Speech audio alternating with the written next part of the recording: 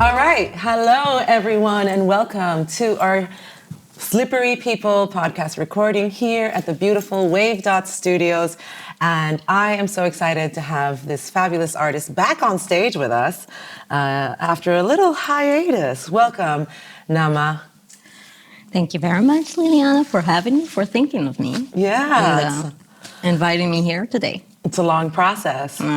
So I have 3 questions for you, and we'll start with the first one, which is how did you, or what is your first memory or encounter with Sunday slips? So, okay, yeah. No pressure. No pressure. I went on Sunday slips. It was the second time I did stand-up ever in my life. Like, it was just a couple of days after the first time. And I remember, I think I sucked badly. Don't we all at the beginning? Yeah, like I think it was really hard. But also I got the feeling that it's a place to practice. You know, it's a safe space to practice in. Good. And I think you had no hair at the time. She means I had a shaved head. Yeah. My bush was waxed. Well, I don't know about that. I haven't looked. Well, that's the only place I would have no hair sometimes. Haven't checked. My whole Sunday slips naked. Haven't you noticed? No. But, I don't know. Maybe you talked about it that evening, but other than that, I wouldn't know. So I had a shaved head at the time. I think, yeah. And I think I was... I remember that the atmosphere that you brought, not just on stage, but just the way that you talked to the people, to the other performers, I think that gave me the inner peace, you know, just to know that this is a place I can come to practice, and I wouldn't be judged by the host. And I'm not like scared that people would talk about me behind my back, saying how bad I was. But well, that's great. I mean, we all have insecurities as artists, and you know, it's good to find that I'm providing that we're providing that, as I don't do Sunday slips alone. But yeah. So that's my first memory of Sunday slips. Was this at the old location? Yeah. No, like Lagari? Yeah, Lagari. That's the name, Lagari. Yeah. Wow. Memories. 4 years ago. Damn. Pre-pandemic. A lot.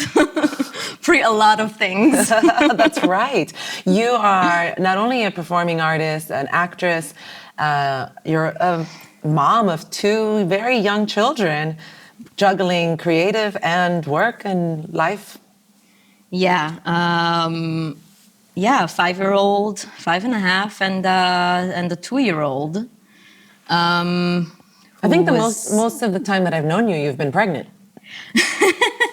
No. When I went on Sunday slips for the first time, my son was more than 1.5 years old. And I just started doing stand-up, and then, well, when the pandemic hit, baby number 2 was made. I was already pregnant. Oh, how scary! It somehow just, you know, it clicked. I can't go anywhere, and I'm getting fat. Okay. Which this is actually a great time to introduce the music video that we're sharing this evening to our audience around the world, so that you can see some of the creative things that this artist is up to. Insert video here. Yeah. What's the title of the video? Squat the Baby. It's basically about Berlin culture, squatting houses, and this baby squatting her body.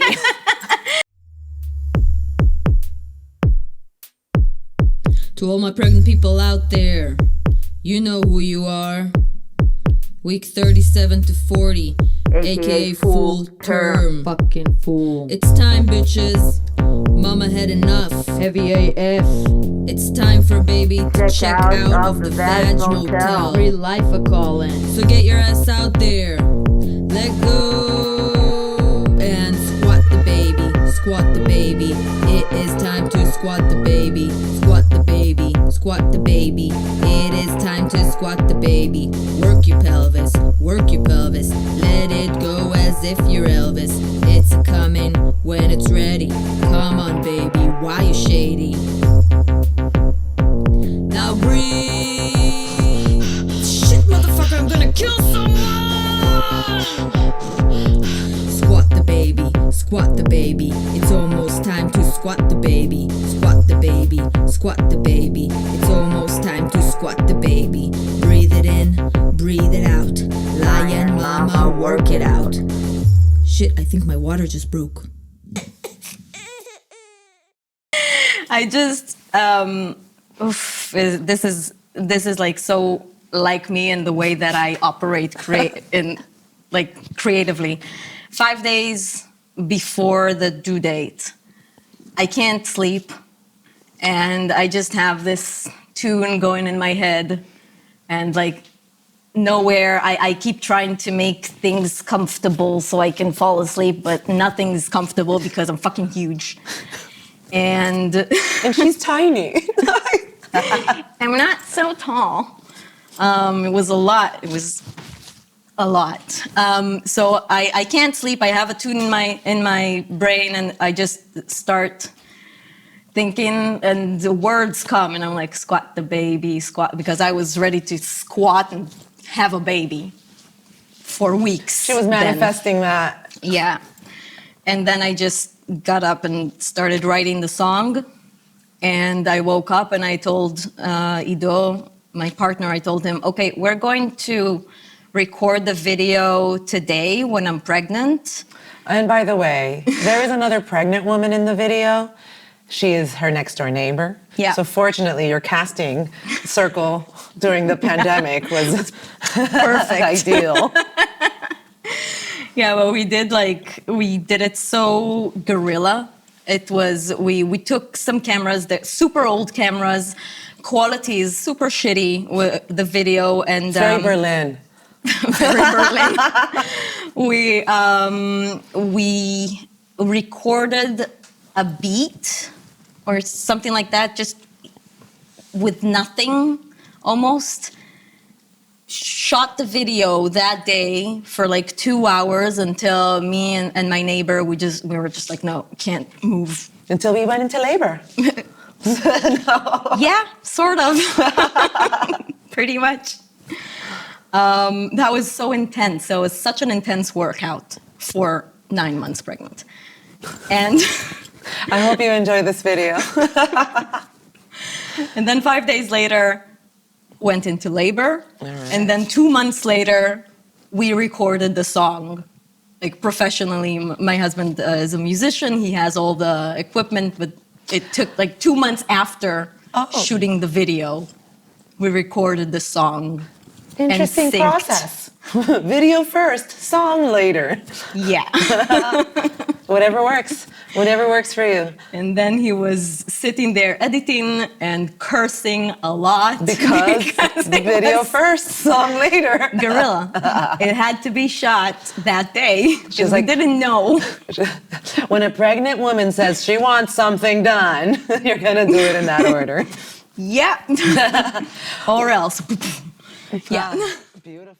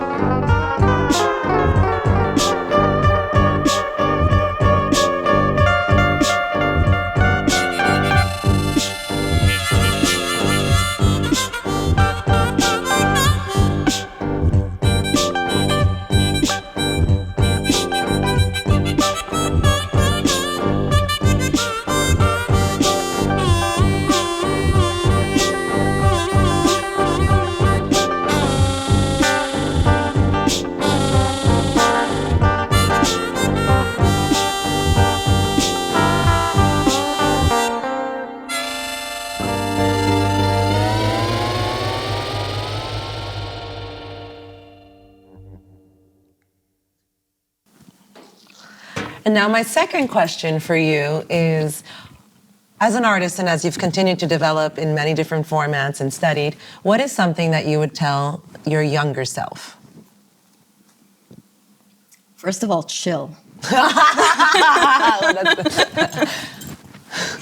Just take a fucking breath. You know, if it's not happening, then it will happen later. Slow down, it's fine. chica, slow down. Exactly. I think mostly just chill. I was so fixed on the idea of being an actress in theater.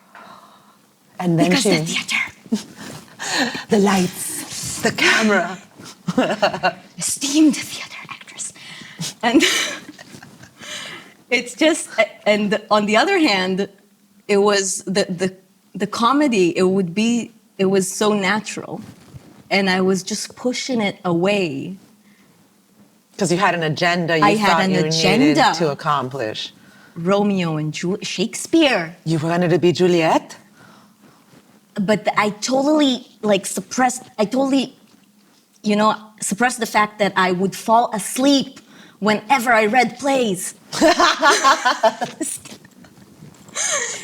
And she's like, I'm going to memorize these.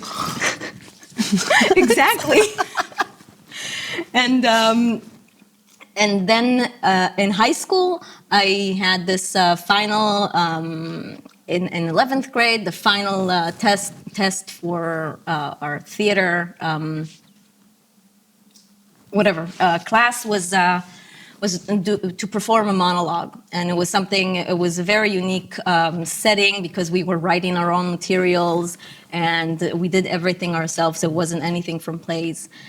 And then I only found out when I performed it in front of a full audience.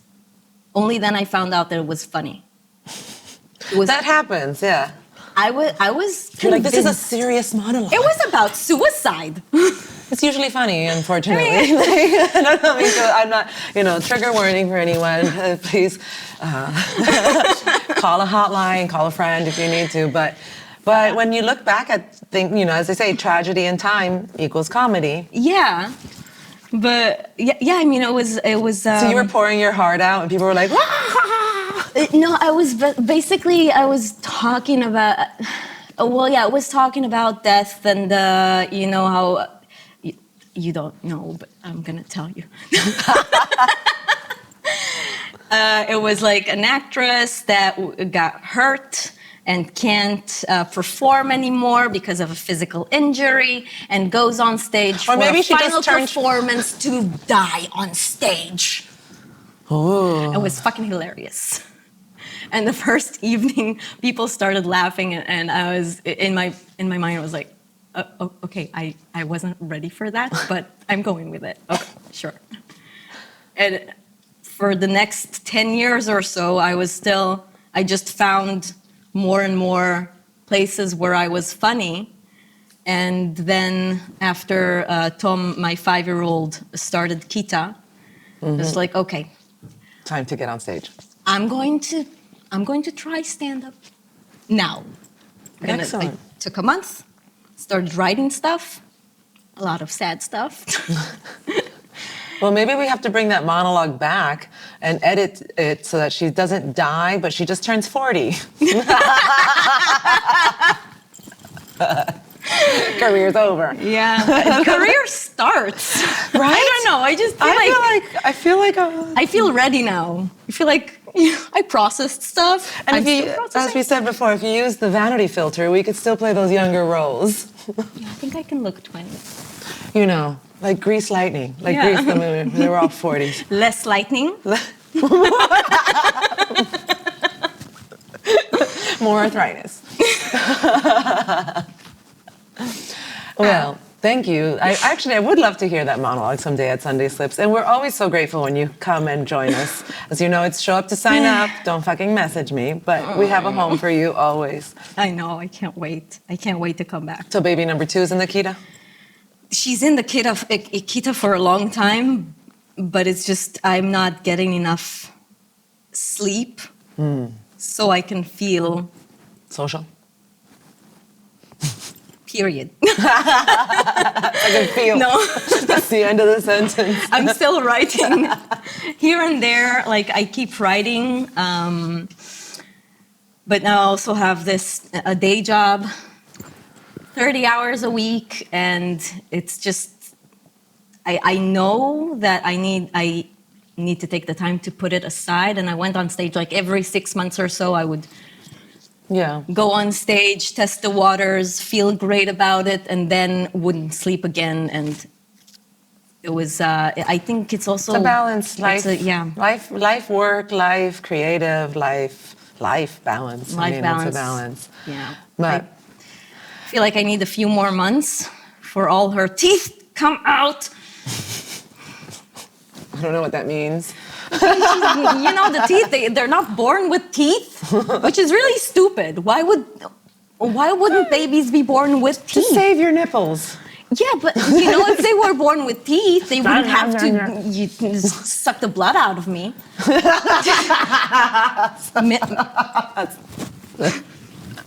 Milk is actually blood. Yeah, it's a mixture. Yeah. No. It's made from your blood. Yeah. The body. It's making milk from the blood. Yeah. Yes, I'm aware. I'm aware. These cities have not made milk, but I'm aware. Well, let's move on to our next question. By the way, yes, some babies are born with a full set of teeth. Oh yeah, no, I've seen. It's fucking scary. It is. I prefer a baby toothless. Yeah, it's cute. All right. Whew. Birth control. just putting it out there. And again, you know, women's right to choose. Choose. Yeah, choice. Choose for yourself. Yeah. Think before you choose. Just think. Okay? If you want to choose yes, just think before. I love my babies. I love my babies. Think. All right. Our final question is, as an artist, as a mom, as a multitasker, what would you like to envision and manifest for yourself creatively in the future?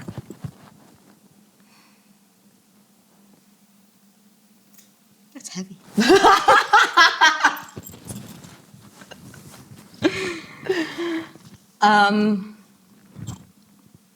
Like the way I want things to develop, or like in a few years from now,